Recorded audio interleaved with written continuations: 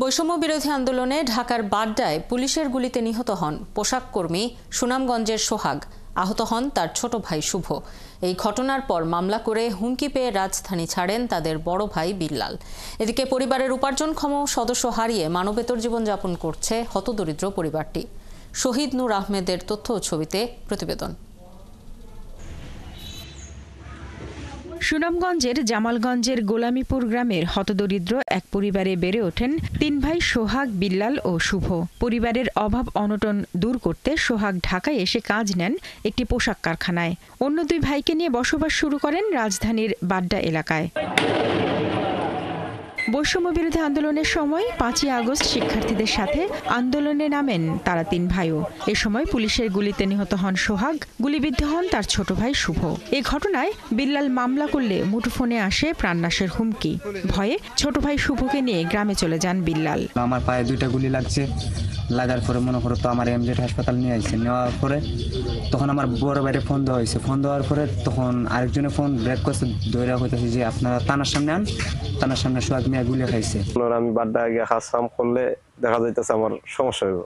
আমি যে বাদী এর আগে যেমন হুমকি দিচ্ছে, তখন তো বাড্ডা আমার চলা অনেক কষ্ট হইবে। যে আমি যাইতেছি না বাড্ডা, কি দেখা যাইতেছি না, কাম কাজ যেমন করতে পারতেছি না। এদিকে পরিবারের অন্যতম উপার্জনক্ষম সন্তানকে হারিয়ে দিশাহারা সোহাগের বাবা মা।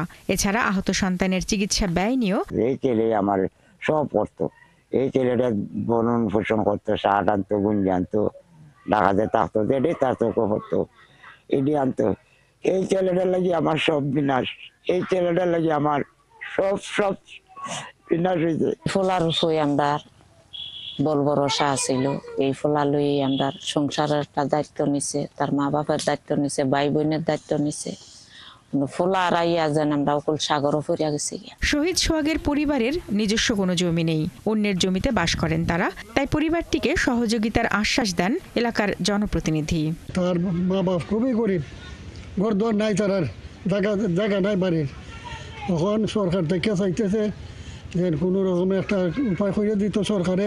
তার আর্থিক অবস্থা খুবই শোচনীয়। আমরা উপজেলা প্রশাসন এবং আমাদের ইউনিয়ন পরিষদ আমরা আসলে তাদের খোঁজখবর রাখছি এবং তাদের কে আসলে এই সহায়তা দেওয়ার জন্য যত ধরনের সরকারি সুযোগ সুবিধা রয়েছে আমরা চেষ্টা করছি।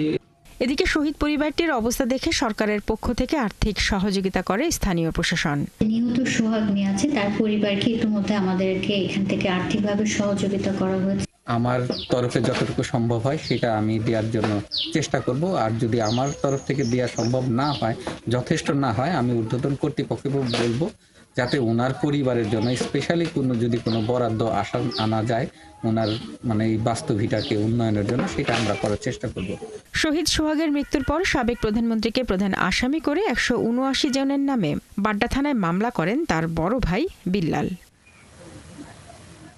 শারমিন স্বপ্না, 71।